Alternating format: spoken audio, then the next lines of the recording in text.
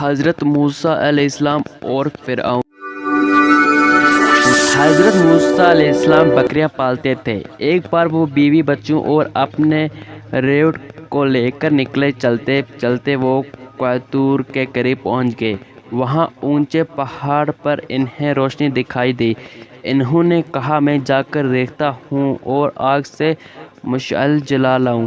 جب وہ کوہ پر پہنچا تو غیب سے آواز آئی، ہم اللہ تعالیٰ ہیں، جوتی اتار دو، ہم نے تمہیں اپنا رسول چنا ہے۔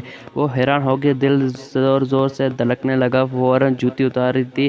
اللہ تعالیٰ نے حکم دیا، مصر جاؤ اور فرعون کو نرمی سے سمجھاؤ کہ ہمارا حکم مانے اور سرکشی نہ کرے۔ اپنے بھائی ہارون کو بھی ساتھ لے لو۔ اللہ تعالیٰ نے موسیٰ علیہ السلام کو اپنی نشانی کے طور پر کئی معجزے بھی عطا فرمائے۔ حضرت موسیٰ علیہ السلام اور حضرت ہارون فرعون کے دربار میں پہنچے اور اس کو سمجھایا کہ اللہ تعالیٰ کے سوا کوئی معبود نہیں اور ہم اسی اللہ کے رسول ہیں جو سب کے رب ہیں۔ یاد رکھو، قیامت آئے گی اور ہر کام کا بدلہ دیا جائے گا، اسی لیے اللہ تعالیٰ پر ایمان لے آؤ اور ظلم نہ کرو ورنہ ہلاک ہو جاؤ گے۔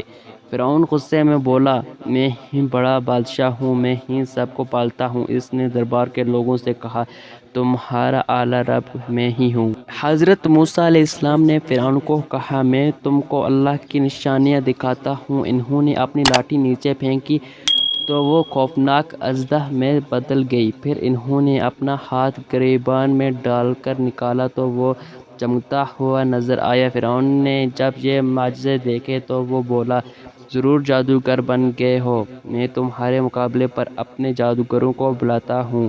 اس کے حکم پر مقابلے کے لیے بڑے بڑے جادوگر بلائے گئے۔ مقابلہ شروع ہوا تو جادوگروں نے رسیوں سے جادو کے سانپ بنا کر دکھائے۔ پھر حضرت موسیٰ علیہ السلام نے لاٹھی پھینکی تو لوگوں نے دیکھا کہ وہ اژدہا بن گئی جو جادوگروں کے جادو کو کھا گیا۔ جادوگر سمجھ گئے کہ یہ جادو نہیں ہے بلکہ واقعی اللہ تعالیٰ کا معجزہ ہے۔ وہ پکارتے کہ ہم اللہ تعالیٰ پر ایمان لاتے ہیں۔ اس پر فرعون نے غصے میں آ کر ان جادوگروں کو جان سے مار دینے کا حکم دیا۔ فرعون نے قوم بنی اسرائیل پر ظلم کی انتہا کر دی تو اللہ تعالیٰ نے حضرت موسیٰ علیہ السلام کو حکم دیا کہ اپنی قوم کو لے کر مصر سے ہجرت کر جائے۔ حضرت موسیٰ علیہ السلام قوم بنی اسرائیل کو لے کر وہاں سے چل پڑے۔ فرعون ان کے پیچھے حملہ کرنے نکل پڑا۔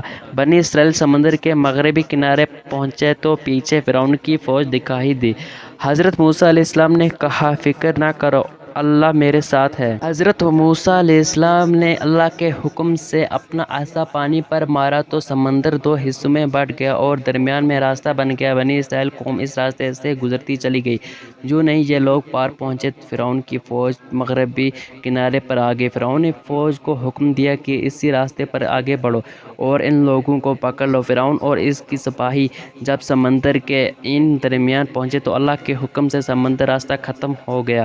فرعون اور اس کی فوج سمندر ڈوب گئی۔